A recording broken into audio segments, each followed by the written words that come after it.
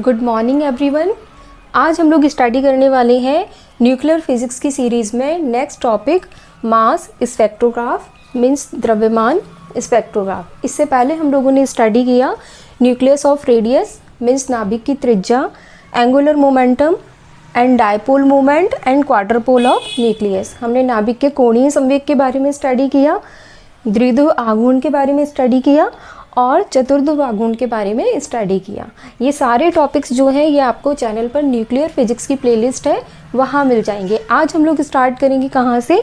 मास spectrograph से, जिसको हम मास स्पेक्ट्रोमीटर भी कहते हैं। चलिए स्टार्ट करते हैं।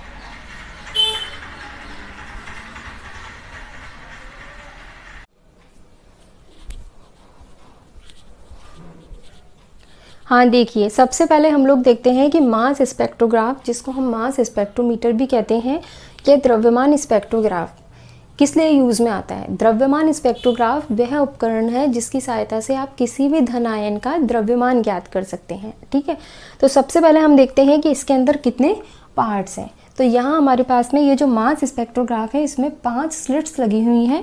स्लिट ए, स्लिट बी, ये स्लिट सी, स्लिट डी और स्लिट ई।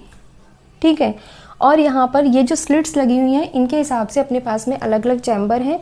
ए से बी तक का चैम्बर कहलाता है वेपोराइजेशन चैम्बर, जिसको हम बोलते हैं वाष्पीकरण कक्ष। बी से सी तक का चैम्बर कहलाता है आयनाइजेशन चैम्बर, जिसको हम बोलते हैं आयनीकरण कक्ष। यहाँ सी से डी तक का जो चैम्बर है, इसको हम बोलते हैं आयन आइसोलेशन चैम्बर या आयन त्वरित कक्ष।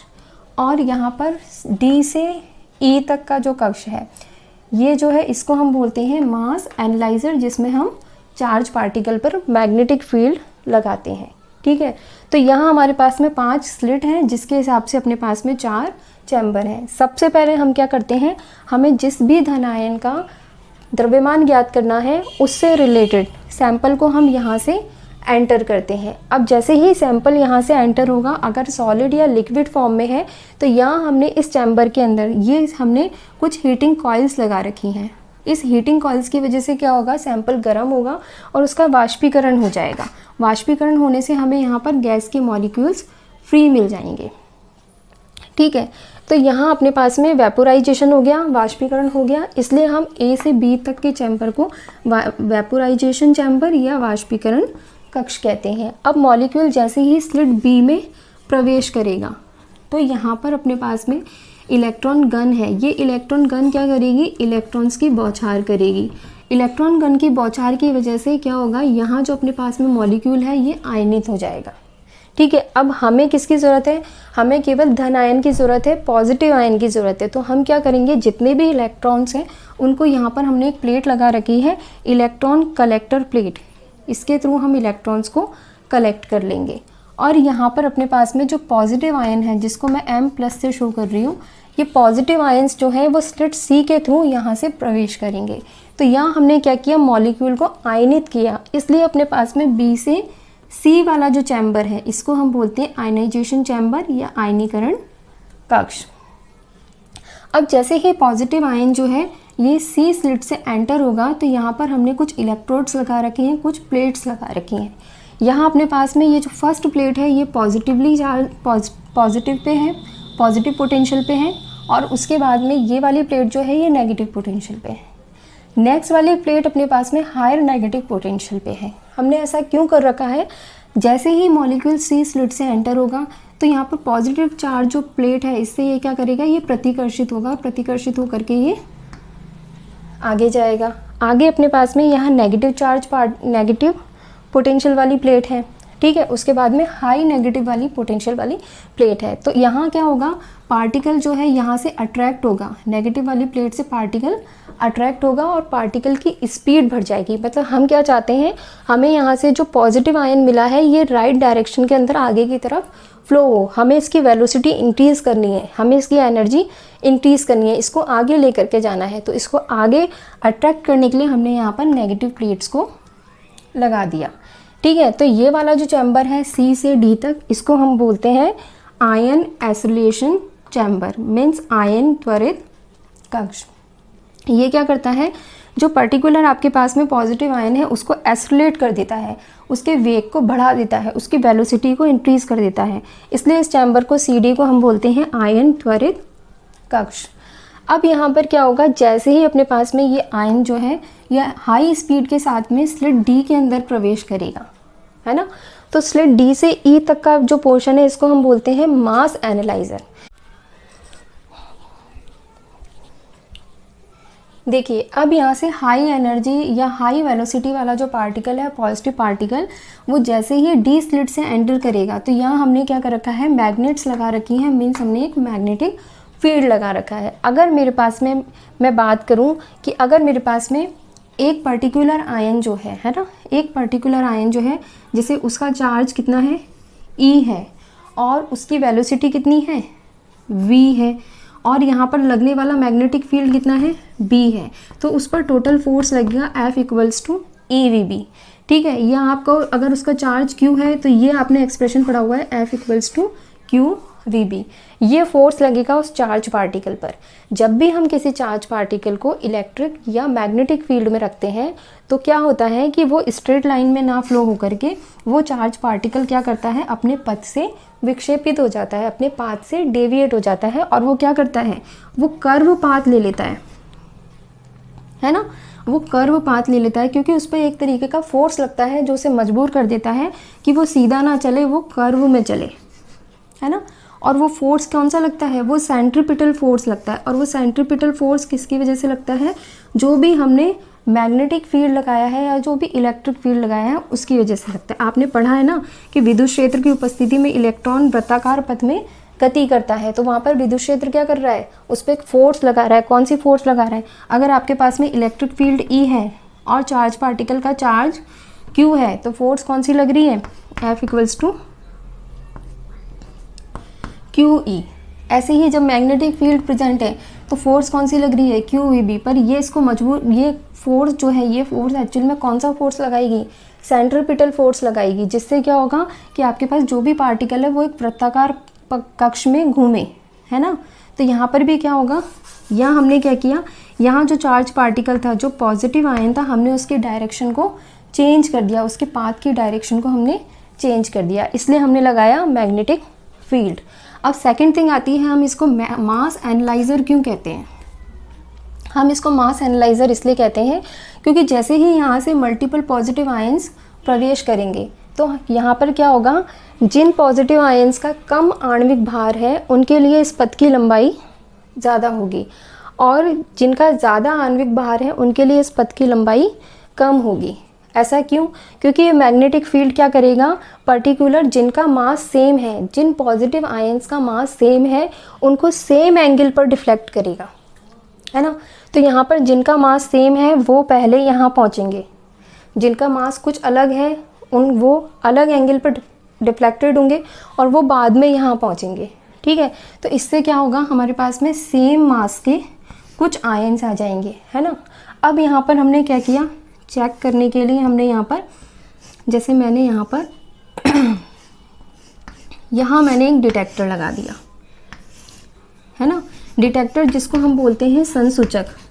देखिए संसूचक क्या करता है कि अपने पास में जो भी चार्ज पार्टिकल्स होते हैं या हाई एनर्जी पार्टिकल्स होते हैं उनको उनकी स्पीड, मोमेंटम, वेलोसिटी या एनर्जी के बेसिस पे, इन क्लूज़ के आधार पर डिफ्रेंशिएट करता है। तो यहाँ पर क्या होगा, डिटेक्टर पहले चेक कर लेगा, चेक करने के बाद में उन पॉजिटिव आयंस को जिनका मास सेम है उन पॉजिटिव आयंस को आगे भेजेगा।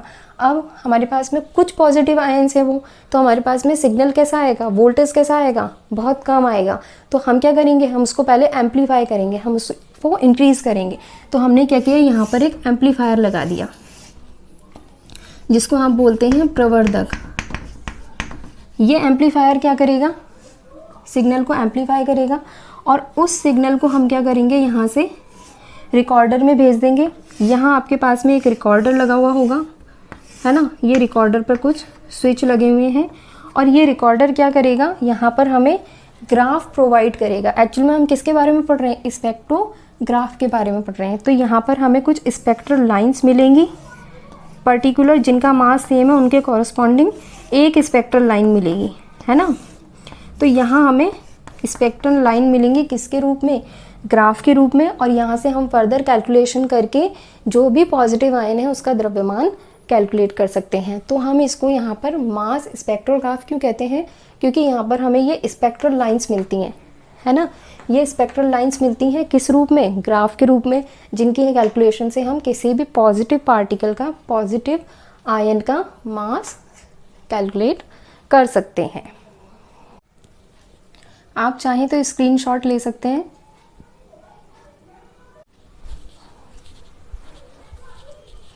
देखिए यहाँ पर आपके पास में जो शॉर्ट क्वेश्चन आता है एग्जाम में वो क्या आता है, वो आता है द्रव्यमान स्पेक्ट्रोग्राफ के मुख्य अवयव।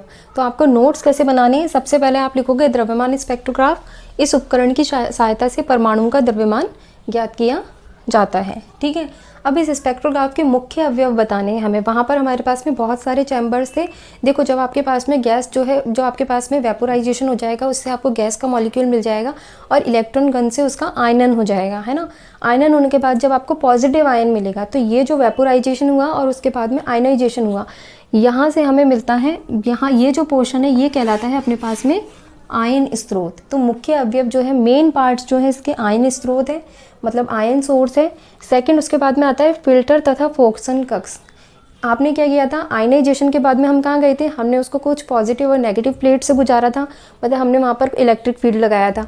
उसके बाद में हमने मास एनालाइजर में उस पर मैग्नेटिक फील्ड लगाया था। तो वहाँ हम क्या कर रहे हैं एक्चुअल में कि हम ऐसे आयंस को पहले ले रहे हैं जिनका मास सेम है, हम फोकस कर रहे हैं, फोकसिंग कर रहे हैं, है ना, जिससे हम उनकी कुछ फिक्स एनर्जी कर सकें, कुछ फिक्स मोमेंटम कर सकें, है ना। तो यहाँ पर अपने पास में हम क्या कर रहे हैं, हम उन पॉजिटिव आयंस में से कुछ आयंस को अलग कर रहे हैं। तो हम क्या कर रहे हैं, फिल्ट्रेशन का काम कर रहे हैं, फिल्टर का काम कर रहे हैं और फोक्सन का काम कर रहे हैं, है ना। तो ये अपने पास में सेकंड मुख्य अवयव इसका क्या होगा, फिल्टर तथा फोक्सन कक्ष। और उसके बाद हमने क्या किया, उसको डिटेक्टर और एम्पलीफायर के थ्रू लेकर के रिकॉर्डिंग की। तो थर्ड मुख्य अवयव जो है इसका, मेन पार्ट जो है वो क्या हो जाएगा, अभिलेखन कक्ष मीन्स रिकॉर्डिंग चैम्बर। अगर आपके पास शॉर्ट क्वेश्चन आता है, वन लाइनर क्वेश्चन आता है, तो द्रव्यमान स्पेक्ट्रोग्राफ के मुख्य अवयव कौन कौन से होंगे। फर्स्ट होगा आयन सोर्स, सेकंड होगा फिल्टर एंड फोक्सन कक्ष, है ना, जिसको हम फिल्टर तथा फोक्सिंग चैम्बर भी बोलते हैं। थर्ड होगा अभिलेखन कक्ष मीन्स रिकॉर्डिंग चैम्बर। देखिए फटाफट से हम लोग इसका प्रोसेस देख लेते हैं। कार्यविधि क्या है, कार्यविधि जिस पदार्थ का द्रव्यमान ज्ञात करना हो उसे आयन के रूप में प्राप्त करने के लिए वाष्पीकरण कक्ष में भेजा जाता है, जैसा हमने अभी डायग्राम में देखा था। जैसे लिथियम, सोडियम, पोटेशियम, सीजियम, जो भी अल्काइली मेटल्स हैं उनको गर्म करने पर धन आयन आसानी से प्राप्त होते हैं। सेकंड पॉइंट, गैस का मॉलिक्यूल जब वाष्पीकरण हो जाएगा मॉलिक्यूल फ्री मिलेगा, इलेक्ट्रॉन गन से प्राप्त इलेक्ट्रॉन के द्वारा आयनित हो जाता है और जिससे धन आयन प्राप्त होता है। यहाँ प्राप्त इलेक्ट्रॉन की ऊर्जा लेस देन 100 इलेक्ट्रिक वोल्ट तथा आयनन विभव 10 इलेक्ट्रिक वोल्ट होता है, जिससे प्राप्त धनायन की गति बहुत धीमी होती है, ठीक है। तो है ना, गति बहुत धीमी होती है। साथ में यहाँ प्राप्त धनायन अलग अलग ऊर्जा, संवेग और द्रव्यमान के होते हैं, जिससे हमें फोक्सन की आवश्यकता पड़ती है। मतलब हमें फिल्टर करना है कि हमारे पास में सेम एनर्जी वाले मासेस आ जाएं या सेम मोमेंटम वाले मासेस आ जाएं। तो पहले हम इनकी एनर्जी फिक्स करेंगे। एनर्जी फिक्स करने के लिए हमने इनको कहाँ भेजा, हमने इनको भेजा वहाँ पर आयन एसिलेशन चैम्बर में, आयन त्वरित कक्ष में। जब धनायन यहाँ आयन त्वरित कक्ष में प्रवेश करते हैं तो धनात्मक प्लेट से प्रतिकर्षित होकर ऋणात्मक प्लेट की तरफ जाते हैं, जिससे उसकी गतिज ऊर्जा बढ़ जाती है और फोक्सन भी बढ़ जाता है। जैसे मैग्नेटिक फील्ड क्या करता है, कर्व में मतलब जो पार्टिकल है उसको फोर्स लगाता है कि वो कर्व में जाए, ऐसे ही इलेक्ट्रिक फील्ड भी क्या करेगा, उसके पाथ को डेविएट कर देगा, चार्ज पार्टिकल के पाथ को डिफ्लेक्टेड कर देगा। मतलब आपके पास में जो आवेशित कण है वो अपने पथ से विक्षेपित हो जाएगा, तेज गति से जाने लगेगा। इस वेग के साथ धनायन मास एनालाइजर में प्रवेश करते हैं, जहाँ चुंबकीय क्षेत्र की उपस्थिति, वहाँ हमने मैग्नेट्स लगाई थी, चुंबकीय क्षेत्र की उपस्थिति में इनका दिशा फोक्सन होता है, क्योंकि मैग्नेटिक फील्ड क्या करेगा, जिनका मास सेम है उनको सेम एंगल पर डिफ्लेक्ट करेगा, है ना।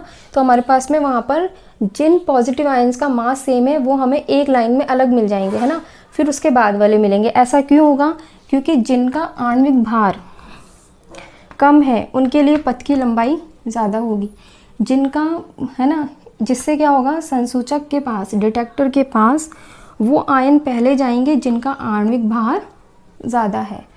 आप चाहें तो स्क्रीनशॉट ले सकते हैं।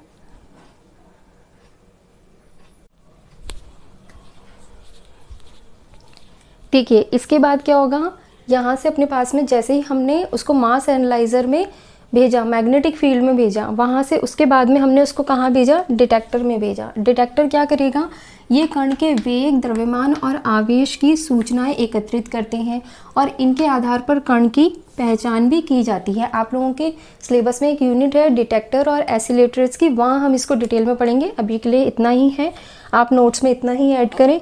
देन उसके बाद हम सिग्नल को कहाँ भेजते हैं, प्रवर्धक के पास, एम्पलीफायर के पास। प्राप्त इनपुट सिग्नल जो आपके पास में निवेशी मिलेगा, इनपुट सिग्नल को बोलते हैं हम निवेशी, है ना। निवेशी को एम्पलीफाई करके, प्रवर्धित करके रिकॉर्डर को भेजते हैं। देन रिकॉर्डर क्या करता है, रिकॉर्डर में भिन्न भिन्न द्रव्यमान वाले समूह के संगत भिन्न भिन्न रेखाओं के समूह प्राप्त होते हैं, है ना। जैसे अगर मेरे पास में एक सेम मास है तो सेम मास के जितने भी पॉजिटिव आयन हैं उनके लिए कुछ मुझे स्पेक्ट्रल लाइंस मिलेंगी और वो स्पेक्ट्रल लाइंस बिल्कुल पास पास मिलेंगी। फिर जिनका मास ज़्यादा डिफरेंट है उनके लिए स्पेक्ट्रल लाइंस कुछ दूर दूर मिलेंगी। ठीक है, तो यहाँ पर हमें जो रेखाओं के समूह मिलते हैं उनको हम क्या कहते हैं, वर्णक्रम या स्पेक्ट्रम कहते हैं। देन हमें ये जो स्पेक्ट्रम मिलता है, इस स्पेक्ट्रम की स्टडी करते हैं हम। फिजिक्स की एक अलग ब्रांच होती है एटॉमिक एंड मॉलिक्यूलर फिजिक्स में, जो इसके आगे का आपके सिलेबस में नहीं है। आपको केवल यहीं तक इसकी प्रोसेस लिखनी है, मास स्पेक्ट्रोग्राफ की। इसका एक एप्लीकेशन पार्ट है आप लोगों का डबल फोकसिंग मास स्पेक्ट्रोग्राफ, जिसको हम लोग नेक्स्ट वीडियो में स्टडी करेंगे।